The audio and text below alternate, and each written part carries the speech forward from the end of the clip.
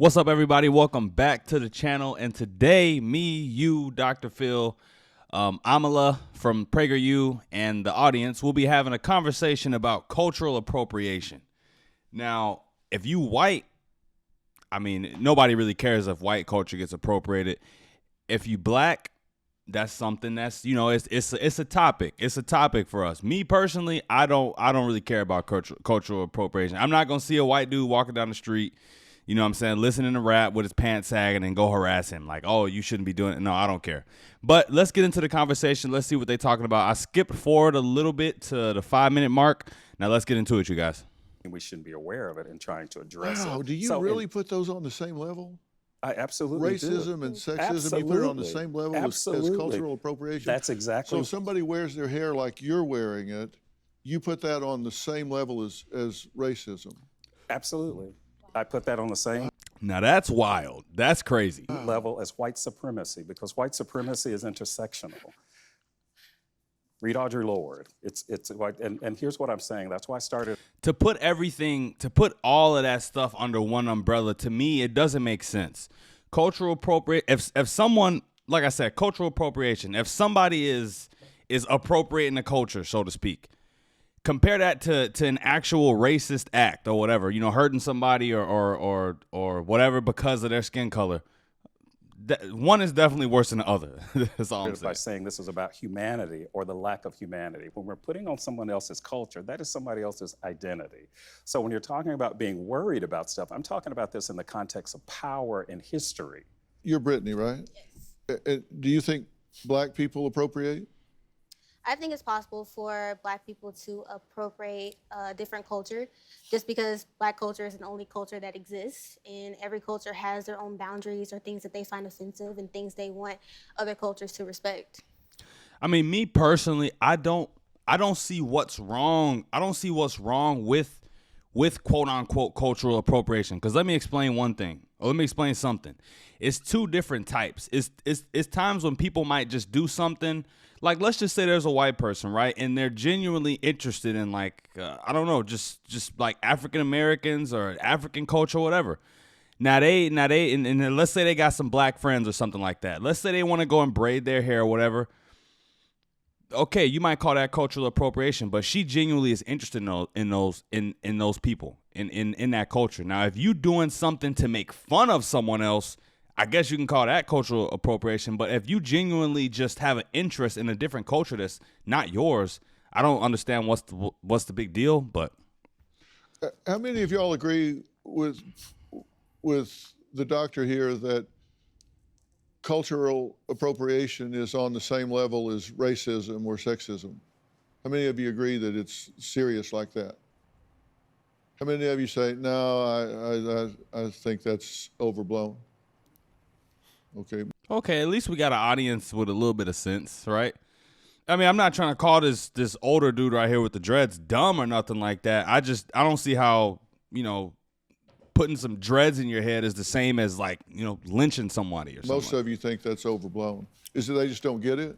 Well, when we talk about systemic racism, which many of us started talking about after George Floyd's murder, we started seeing the ways in which white supremacy is embedded in everything.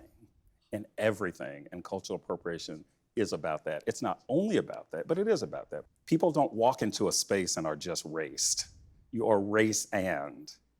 You're not just raced. So there's race and gender, there's race and religion, there's race and sexuality, there's race and body type. So all of that becomes embedded when we talk about systemic racism. And that's what's missing from conversations about cultural appropriation. We only want to focus on race, but not one person in this room is just raced. That's what I challenge. And that's why age becomes part of this. That's why gender becomes part of this. And you could just go on and on and on and on forever. I'm telling you, my life is a lot easier. My life got a lot easier when I stopped worrying about the stuff that he's talking about, when I stopped believing that there was a white boogeyman for me to be afraid of. I don't know, man. It's like pick your path. Pick your path, pick your poison. Dressing up as women and thinking that's funny. That's cultural appropriation. That's mocking women, and we make lots of money doing that. Okay, what do you guys think?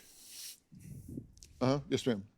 In a multicultural society, I don't think that the boundaries between cultures are that rigid. I think they're somewhat fluid. And so, you know, at the Some smart people in the audience. end of the day, we're talking about hairstyles. We're talking about clothing. There's so many bigger fish to fry. You know, we have this. Right, like tell me now. All right, when in Rome, do as the Romans do. Now, if I went to, okay, just for example, I got a Polish friend, right?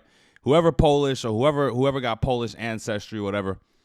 If I go to Poland with one of my friends, and I'm having a good time in Poland, I put on one of the what do they call, like the Highlander suits or whatever like that to celebrate their culture. And now this is a real example. I have a lot of Mexican friends. If I put on a sombrero and I'm at a party, I'm not appropriating their culture. I'm having fun with my Mexican friends. Like, you know what I'm saying? This I don't know. grievance culture. Everybody has a grievance about something. And, you that's know, true. I just think that it's really not that big of an issue. How many of you agree with that? Okay. Most of you do? Yes, sir. It seems to be an American issue.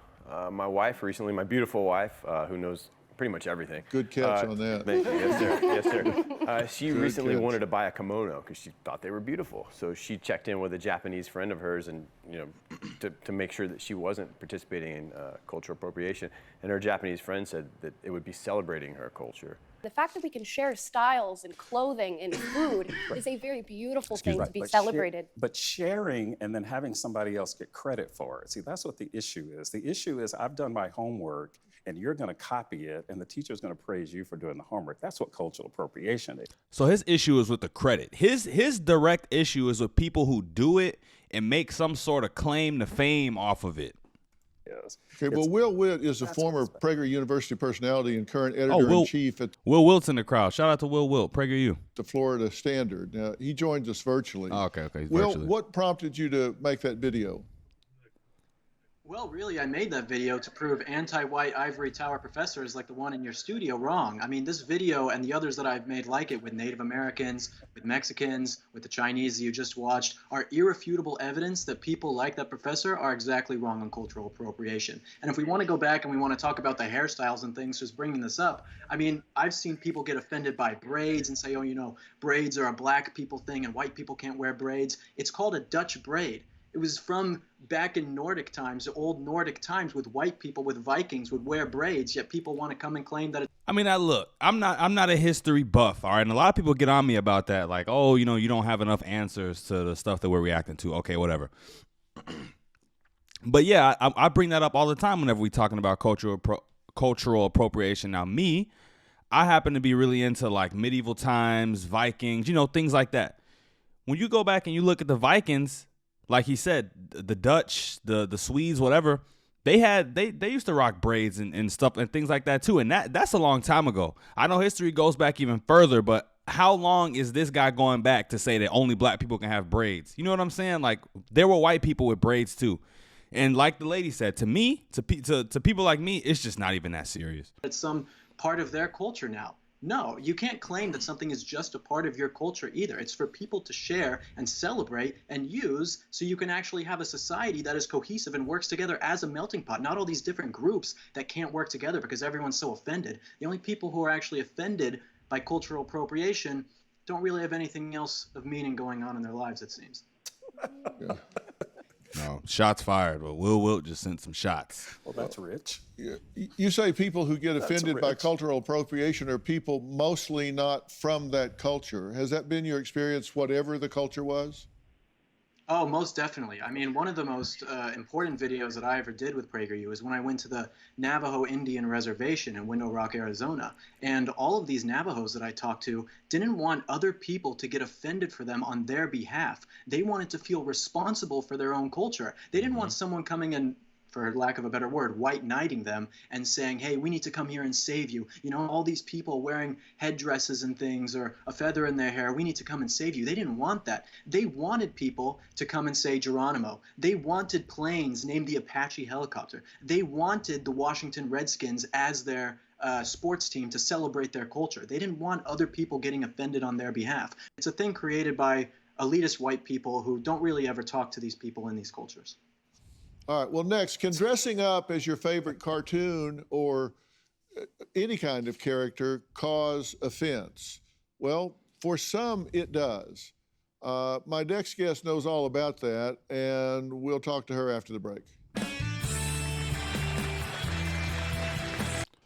And I worry also about what the reaction is whenever somebody calls somebody out.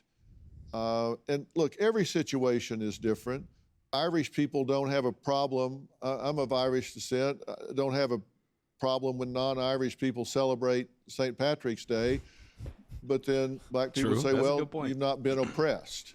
So you don't have the same sensitivities that someone else might have. But yeah, I wrote down things that when I was researching this, Hispanics were complaining about hoop earrings. Hawaiians were really complaining when surfing. Exactly. And before I, cut him off, sorry to cut him off, but exactly. If you start down this path of saying, oh, we have this thing and this thing and this thing, and you could go down this path forever. You could make a new problem forever when you're talking about this stuff. Just let it go.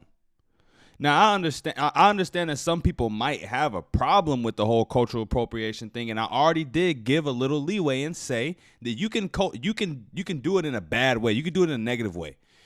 But most of the times, I don't think that's the intention. Was added to the Olympics because they were taking surfing from the Hawaiian population.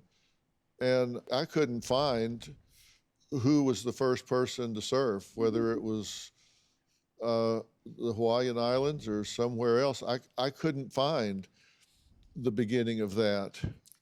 My biggest problem that I have with it is everywhere I could find this called out on social media was public shaming and attacking. I could find very few times where somebody would send a message and say, hey, just wanted to mention that you might want to think about the fact that this comes from somewhere and you might want to share some appreciation or acknowledgement. It was vicious and hurtful and shaming. And I hate to see that because we seem to have this call out cancel culture and attack culture. And I really wonder, I've said before, we say a lot of things on a keyboard. I wonder if we would say that to somebody if we were in the elevator with them. No. I think you were really attacked and felt bad for your prom dress and you for your anime. And I just wonder if people took even 30 seconds to know either one of you, if they would feel that way and say that to you. And I just hope in this country we can slow down enough to try and first understand and second be understood. That would be a good place to start. It's just my thoughts. I want to thank all of my guests for being here today for what. All right, everybody, that's the show. I guess sorry. I guess my closing statements would be I've already said a lot, but I think this is the type of thing we need to stop caring about as much. I mean, cultural appropriation, whether you like it or not, is already here and in full effect. You go to a rap show, you look at the crowd in a rap show, it's all white people. What are you gonna do? You gonna tell them, hey, y'all can't listen to rap, go home? No, they making the black artists rich. You know what I'm saying? It might even be some good things about cultural appropriation. Let's you know what I'm saying? Bring our cultures together more and experiment other cultures more. Me personally, I love to do that, but everybody ain't the same, man. But yeah, don't worry, man. Y'all invited to the barbecue as long as you ain't on no weird stuff. You know what I'm saying? Y'all can come and experience some black culture over here. But that's it for the video. Don't forget to like, comment, and share, and subscribe when you're at the door. Excuse me. I'm out, guys. Till next time. Peace.